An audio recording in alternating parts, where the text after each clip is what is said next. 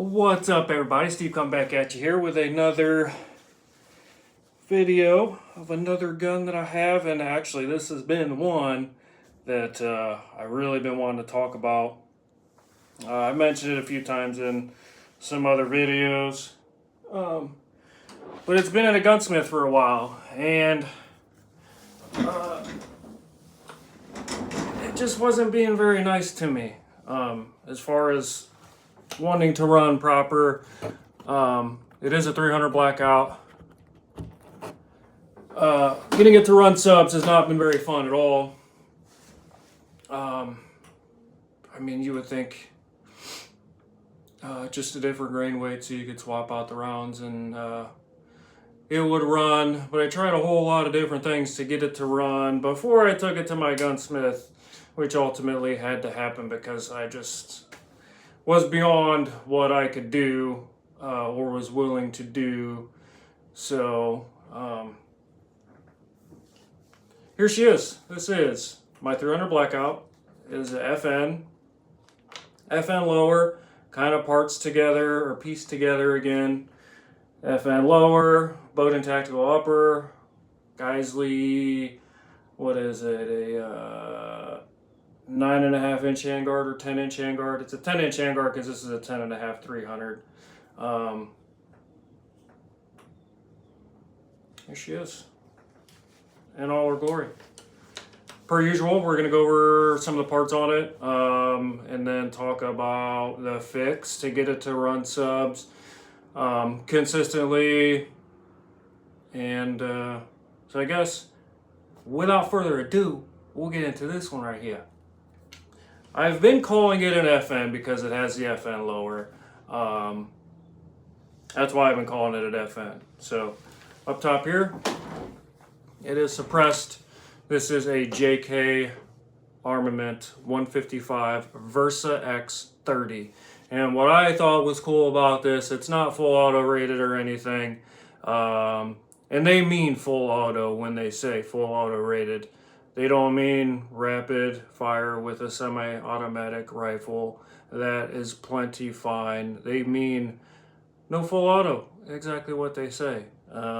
Which is fine by me because I don't really have anything full auto. I am considering getting a FRT or super safe type of gun real soon. I'll just be changing one of the ones that I currently have and putting in a part to make it run like that because some of the videos I've seen have been super sweet. So anyways, it is 6 baffle system. I have 5 baffles on it, and it seems to run just as good, just as quiet with just the 5 baffles. Funny story about this suppressor. I got it probably a couple months ago, put it on this exact rifle, tried to shoot, boom, baffle strike. It wasn't a terrible baffle strike, it was more like a baffle nick, so I kept shooting, boom. Another baffle strike. Not only was I getting baffle strikes, but I was also keyholing. And keyholing is when you shoot a target and it's not a perfect hole, it's an oblong hole. So essentially your round is tumbling right out of the barrel, which is never a good thing. It's not a good thing for accuracy. It's not a good thing in general. So I ended up, this was a whole different gun when I had the suppressor the first time on it. So trying to figure out the problem myself, I ended up getting a Roscoe barrel. That's what's in here. Didn't help.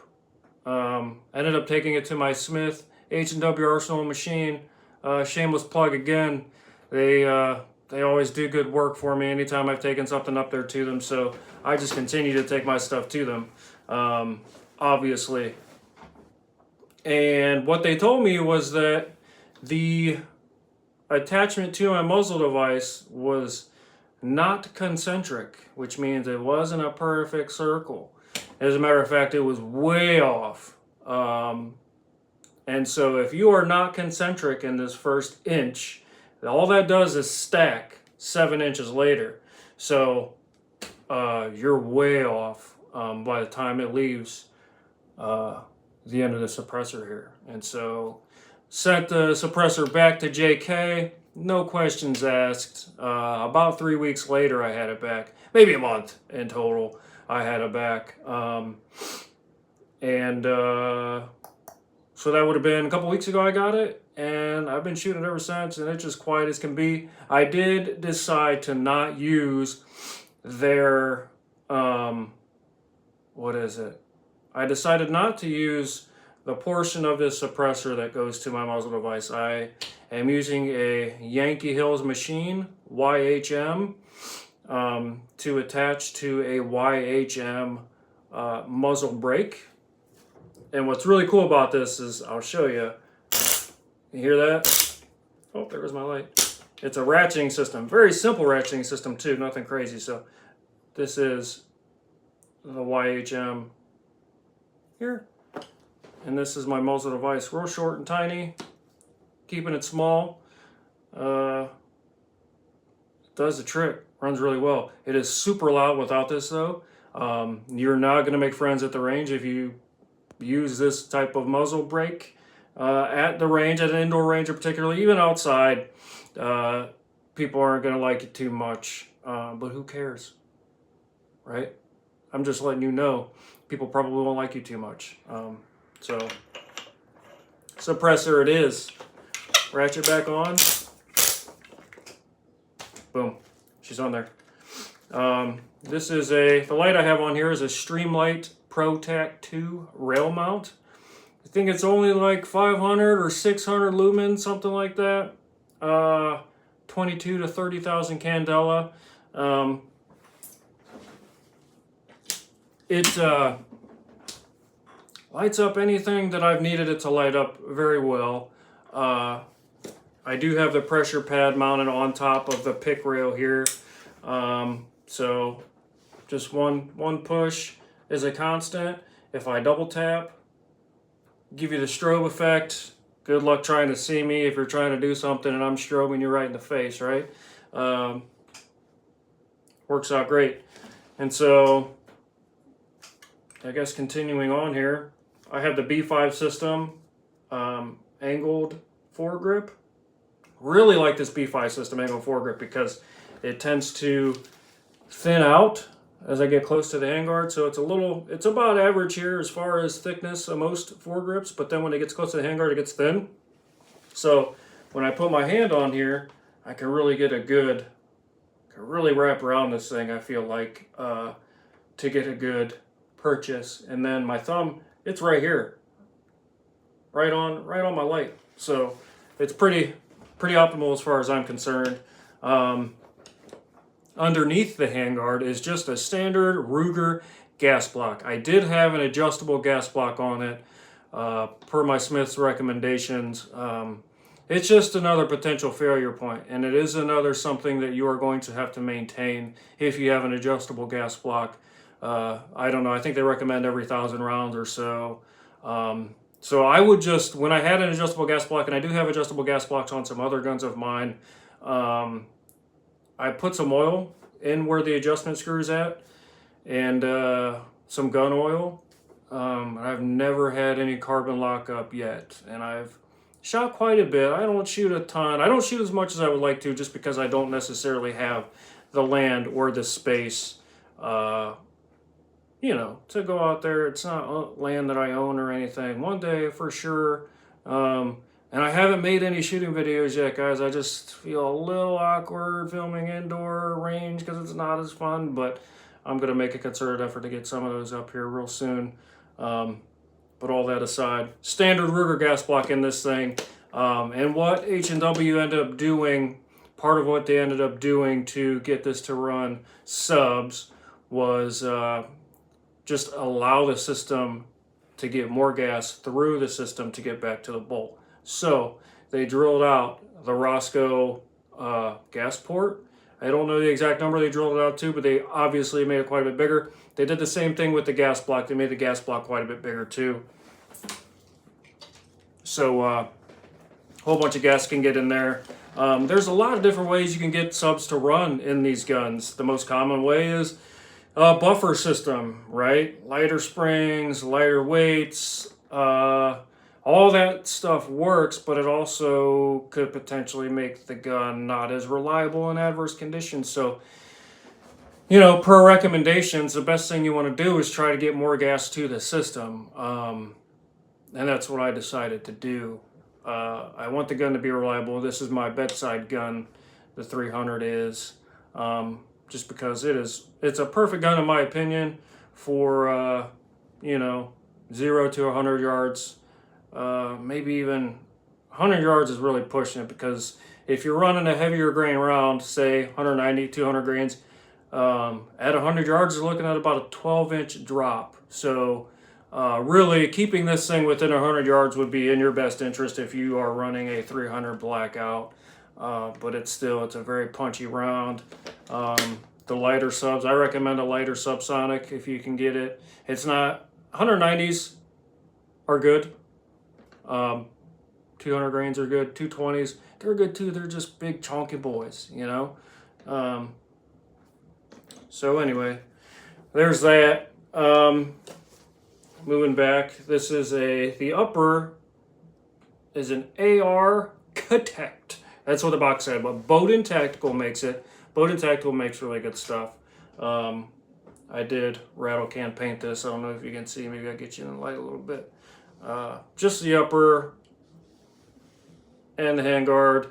I have my typical tape here. I didn't say that. This is camo form tape. It is like fabric tape, reusable. It's only sticky to itself. So, and I do that for a couple reasons. It gives me additional grip and purchase on the front here, but also when this handguard gets hot, when you run a lot of rounds, I found that it helps a ton. That's kind of where my hand sits. And so it's not directly on the metal, so it doesn't get as hot to my hand. You can wear gloves, of course. I don't generally wear gloves, so yeah. So anyways, Bowden Tactical upper. I got a FN stripped lower, the M16 stamp. Everything's mil spec, runs great. I have the Geisley trigger guard, B5 Systems handguard, B5 Systems buttstock, the SOP mod, so it's got a kind of a larger cheek weld here, which I like a lot. I have Magpul regular ones. I have the fatter cheek weld. I like them all, really. The only thing I'm not a huge fan of is the forearm braces. You know what I mean? The SB Tactical braces. Because I don't use it as it should be used, which is as a forearm brace. I put it in my shoulder pocket, and that's just how I shoot my guns. You know what I mean? And so I prefer good solid buttstock. And like Magpul, I like B5, like the fatter cheek welds. Kind of a fan of all of them. This is a Radian charging handle, Radian Raptor LT. Standard safety here, nothing crazy. This is a Delton 2-stage match trigger. I believe it's like 4.5 pounds. Thing works great for me. I tend to stay like the 3.5, 4 pound with my 2-stage triggers. Flip you around here. This is a Vickers multicam Blue Force 2-point sling. I like it. I mean, I have some Magpul slings as well. It's the same concept, you know. This thing will slide and adjust as you sling it over yourself. It's a little more rigid, I would say. There's a little more break-in period, like with the Magpul. The Magpul is built real well, real thick strapping, webbing, but it is a little softer webbing as well. So just not as rigid as this one is, you know what I mean? So again, I don't really have a preference between the two. This one would probably last longer if we're talking about the added rigidity to it, you know? But who's to say? I guess time will tell. What else do I got here? Oh, I have the Geisley bolt release. The Maritime just gives makes this bolt a little bit bigger, or the bolt release a little bit bigger, which I do enjoy. I do like having that on there. You know, when I slap a mag up there and I run my hand to release it, it's just that much faster. You know what I mean? And here we go with the Holosun HS510C. It's the green dot. I tend to stick to green dots just because for me, I tend that I can pick it up a little quicker than a red dot. A red dot's is good. I would say it's just as good probably, but I like the green. So most of my dot optics are of the green variant. Just what I like. Just what I like to stick with. You know, this thing is definitely, probably should have showed in the beginning, definitely clear and safe.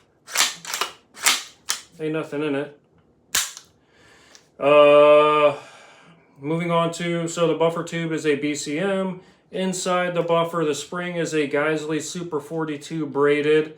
And then I did put a lighter buffer in it.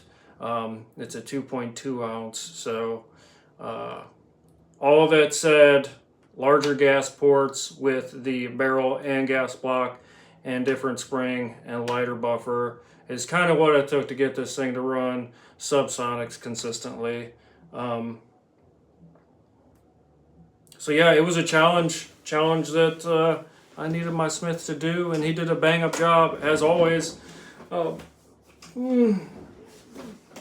up job as always. So she is in all her glory again. Want to see it? I gotta flag anybody. Cover up that. Ain't nobody want to see that.